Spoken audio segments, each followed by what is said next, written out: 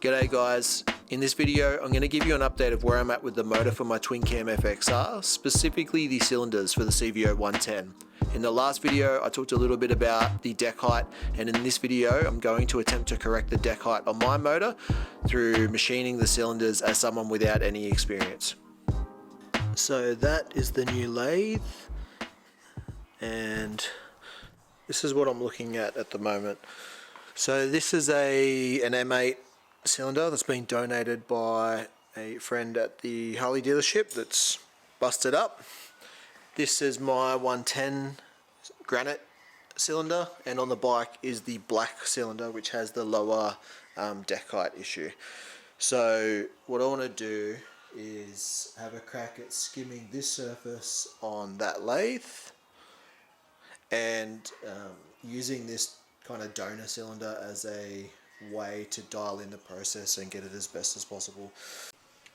So this is the lathe setup, and these are some soft jaws I printed up with the intent of like holding the outside diameter, but I'm going to check whether they're going to be viable to hold the inside diameter or if it's going to mess it up a little bit. So that's in there nice and tight. I've tapped it in. I am waiting for my adapter for the dial indicator. I've misplaced it when I was doing the cam chest, and now I can't actually indicate off anything. So I'm waiting for that to arrive to make sure it's running true, but for this purpose we're just having a bit of a look. Let's see what it looks like at the lowest RPM, 50.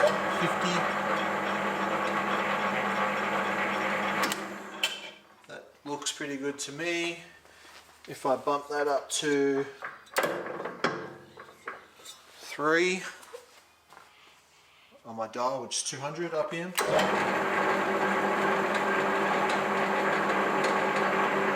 You can see it wobbling a bit, but that's what the dial indicator will be for. The other thing that I'm tempted to try as well is to 3D print like a pipe fitting so that I can support this end off of a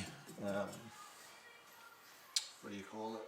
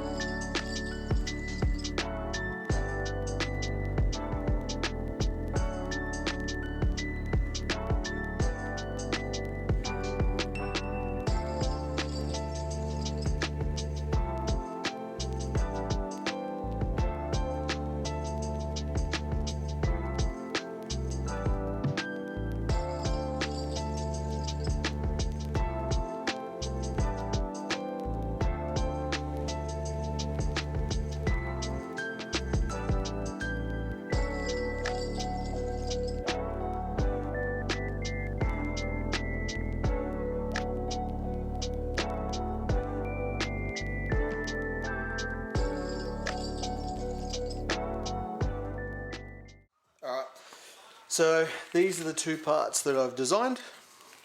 These are just quick and dirty prototype, super lightweight, just PLA plastic, just to check the dimensions. This is a support plug for the back of the cylinder.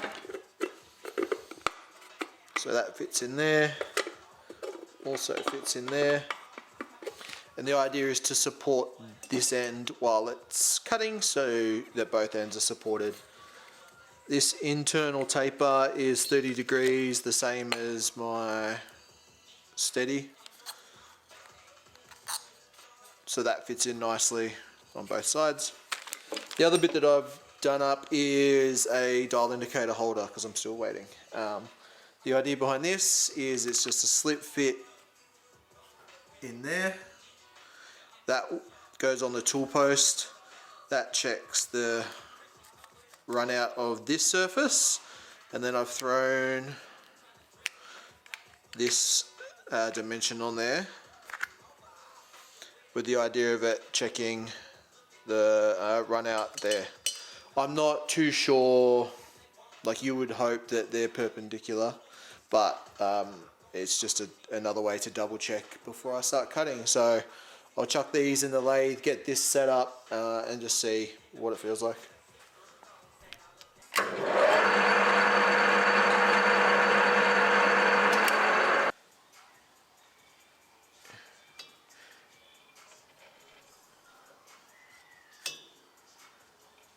Yeah, that's like 0.03 average of a millimeter, which is pretty good. I've made a couple of tweaks to my setup before I actually take the practice cut. This was the first draft of the cylinder support. Put an edge there, but I kind of didn't get it right, I'd say. So I've just gone with a simple taper to get that done.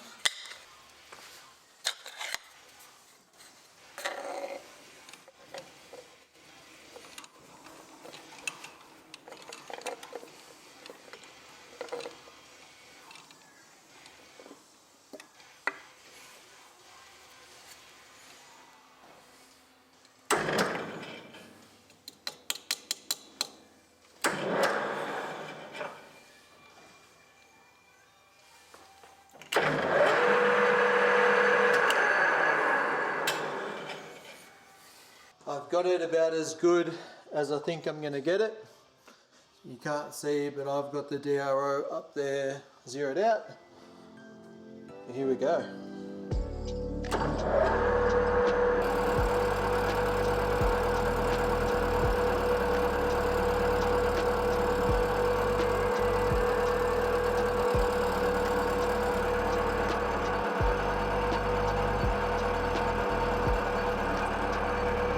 That's the figure that's going to count down to 0 as this automatic thing moves in. Alright, minor issue. That was hitting the tool post. So I guess this is why I'm doing practice cuts. This tool will need to be sitting out a little bit further to avoid that for the real one. I've cut the cut slightly short, stop the cut slightly short. The finish looks good. It's very hard to capture, but it does look good. It looks like there's a bit of that dragging or galling or whatever, so I might try and lube on the next one. Again, oh, I shouldn't have tapped it. This is a practice cylinder, so it doesn't actually matter what I do or how much I cut. I'm just experimenting on surface finishes and the setup. Alright, round 2, and just doing a random pass just to try to clean it up. The tool has been moved out slightly. I'm trying some of this cutting oil, trying to clean it up and see where it lands. Alright, that was pretty successful. Let's see if the camera picks it up. I feel like there's a bit of rubbing. I think that's what they call it. Some of that's just the cloth and a bit of rubber that was here, but there's like tiny little balls. Oh, there we go. Kind of there. You can see it's kind of like the alloy or the aluminium is gold. So I'm going to play around with some different speeds and feeds to see if I can minimize that. Maybe it's the depth of cut, I'm not sure. I'm not a machinist. I'm just having a crack. It's a new day and I'm back in the garage. I was doing a little bit of research last night on inserts and the finish issues that I was having. So I've ended up with a pretty nice finish on here now. I'll zoom in. Ignore these marks, they're from the deburring tool. So I'm going to have to come up with a better way to deburr these edges because that's touching and ruining the finish. But one of the main things I found was that it appears for aluminium you're best off using a polished insert, and all of the inserts that I currently have are like PVD coated and that can contribute to the rubbing issues that I was having. So I was able to get a nice finish in the end using lubricant and WD-40 and some of the cutting oil, but I think I'm going to go ahead and order some of those specific inserts just to get a better finish on my final product. I'm going to continue to have a play on the lathe just for fun really, and see what kinds of finishes I can get.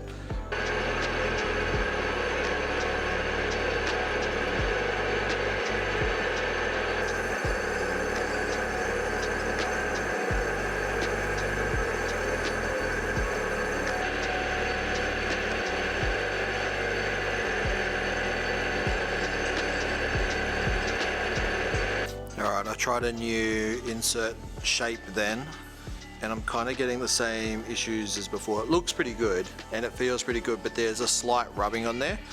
So that was 2.5 thou depth of cut with no like lube or WD or cutting compound. So I'm going to try again. Same insert with, I'll just try a straight WD, same depth of cut, and just see what the finish is like.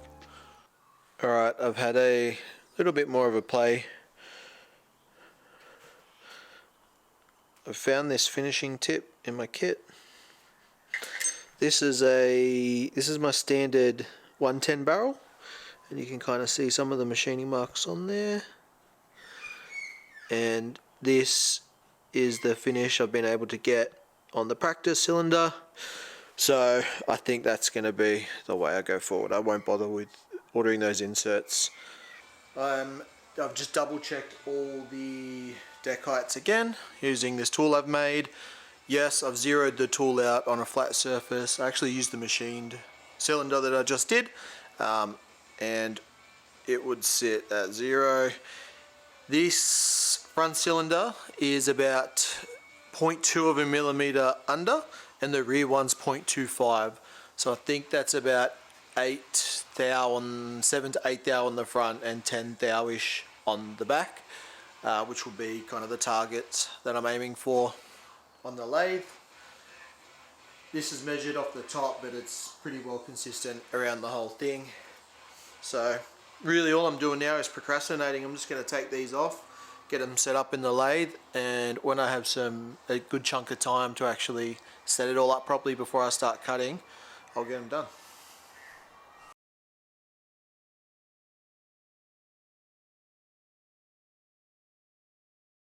Those are just little case plugs that I've made to try to stop debris from getting in there when everything's off.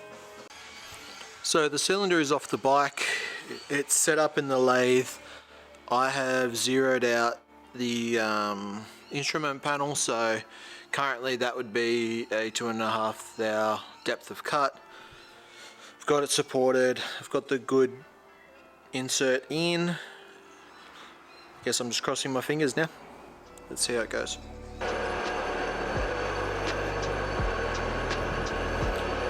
You can see the depth is much shorter on this cylinder than the M8. That was successful. 2.5 thou depth of cut. Got another 5 thou left. I'll take the second cut at the same depth because it seems to be working, and see how we go.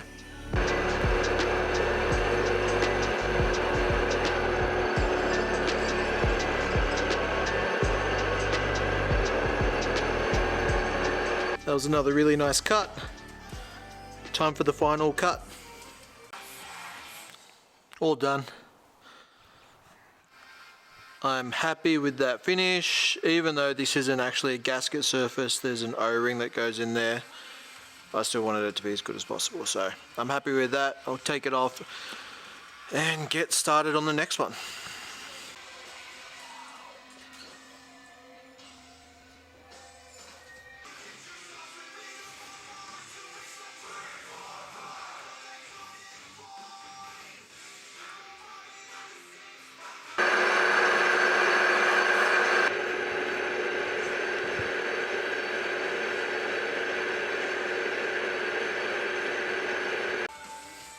That's the finished result on the rear cylinder. I'm glad I took the opportunity to have a bit of a play around and do the test cylinder, because there was a number of things I learnt. Crashing the tool post into the cylinder, the angle of the piece supporting the back end, the different finishes, so I think it was worth it. The practice cylinder, I tried to use this as a deburring tool, and I managed to mark up the surface, so I'll be using these just by hand, just to knock the edge off.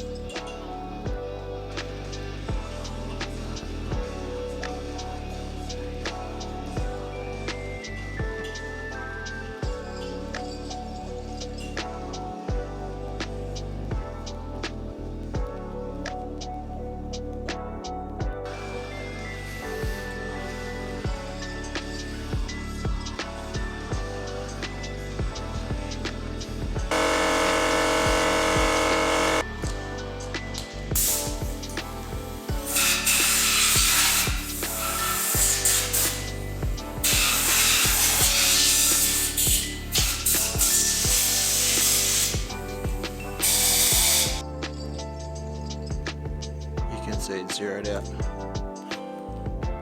Hovering right around zero.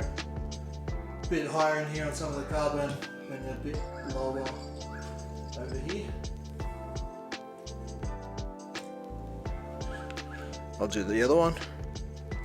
I just went to measure the rear cylinder and was getting a reading much lower than I was before when I measured it properly. And then I realized it's because I don't have them under torque like the front ones. So you'll just have to take my word for it that these ones came in at 0.01 of a millimeter, nearly all the way across the face, not too much deviation, unlike the front cylinder. I'm really happy with that result. It's pretty much bang on for what I was trying to get. I didn't want them to sit higher. I can always cut them again if I wanted to, but I wanted to get this done and get them as close to zero as possible before sending the heads out, because it has an impact on the heads. So now that this has been successfully completed, I can send the heads off and get that process underway. It is like cutting the cylinders and doing your deck height is a bit in depth for the average punter, myself included, but it's really no skin off my nose to actually learn a new process and learn how to do something, especially if it didn't really cost me any money. So good learning experience. Hopefully it leads to a good result. And I think that'll just about wrap up this one.